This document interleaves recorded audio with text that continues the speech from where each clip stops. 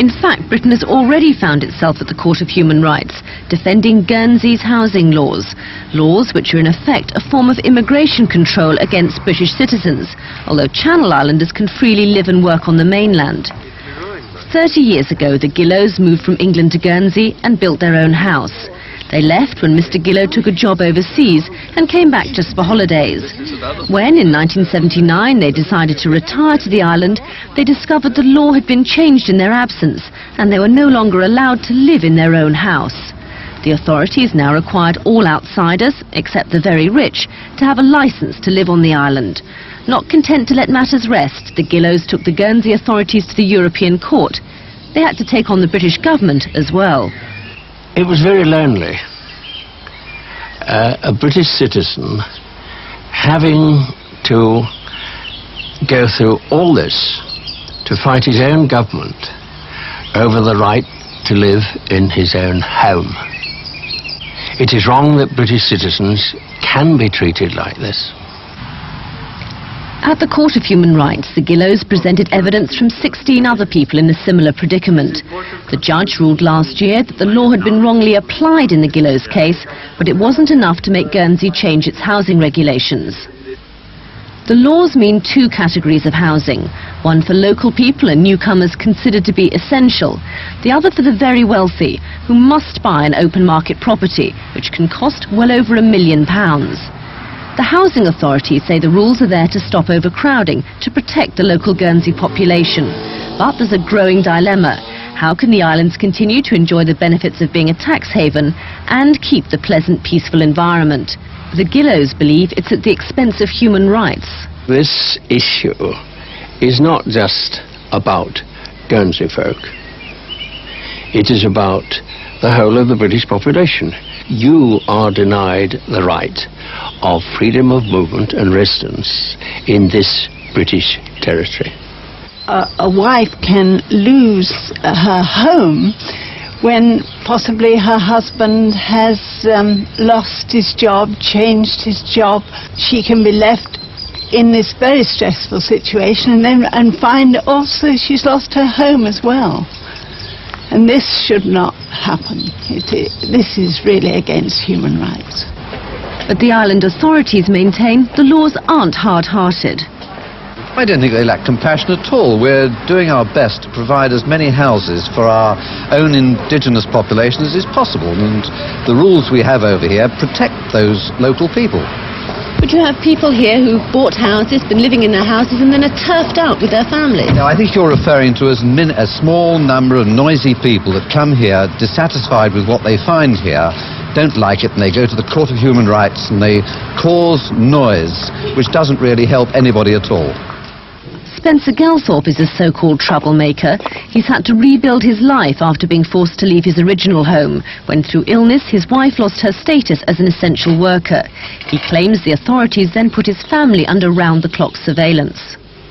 The police obviously visited it lots of times. They knocked on the door late in the evenings, or they came and shone torches up the window. They looked through the letterboxes, they banged on the doors. This could be at any time of day or night. After a lengthy battle, the authorities agreed to give his grown-up daughters a housing licence. The Gelthorpes can stay in their new house only as long as their daughters do. Perhaps if I had £500,000 or £1 million, I would be welcome here and I would fit in the establishment, a small clique. That does fit into this island perfectly.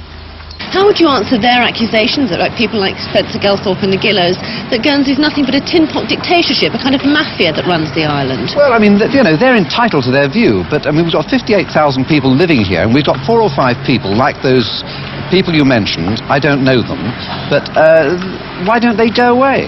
The other 57,997 are all very happy. They say here, if you don't like it, there's always a vote in the morning. But some criticism can't be cast off so easily. The Sunshine Island could be seen as Britain's shady backyard. How long can the islanders enjoy the best of both worlds? If you want the benefits of Britain, then why not join the rest of us and pay your way? But if you don't want any interference from the mainland, then why not go it alone? Nobody can pretend that offshore business deals and tax havens aren't here to stay. And maybe British governments find it convenient to have one close by. But that doesn't mean we should turn a blind eye to the island's archaic social legislation and dubious business ethics. Any threat from Westminster to remove the island's gold mine, their special tax laws, could make them scurry to reform themselves. But so far, no British government has taken on the Channel Islands. And many islanders claim Parliament hasn't the power to do it. I'm afraid at the crunch they're wrong. The reason they're wrong is this. The Queen is their sovereign. The Queen acts on the advice of her ministers. Those ministers are answerable to the House of Commons. If the House of Commons therefore passed legislation which affected the Channel Islands, the Queen, by order in council, would, on the advice of her ministers, be bound to enforce it in the Channel Islands. And that, according to the island's senior senator, could lead to a serious confrontation. This would be entirely against the convention which has been built up for so long, and it's a very hypothetical question and it just wouldn't happen. If it did happen, then there is divergent views as to whether the law would be legal. I personally think it probably would, but the fact is that all the officials, the bailiff, the Crown officers, who've all taken serious oaths to maintain the laws and privileges of the islands, just wouldn't be in honour bound able to enforce it. So it would amount to gunboat diplomacy, really.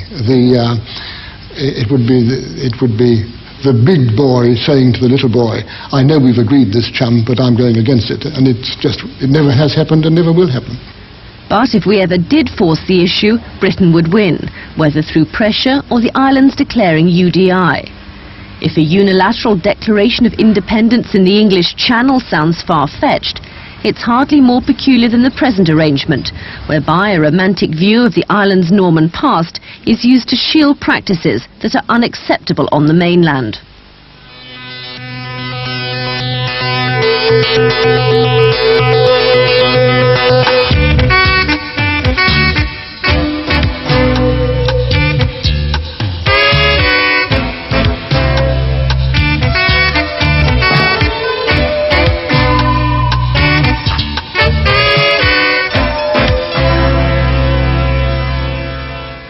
Since we visited the Channel Islands, Guernsey housing campaigner Gerald Gillow died suddenly, frustrated in his efforts to reform the island's laws.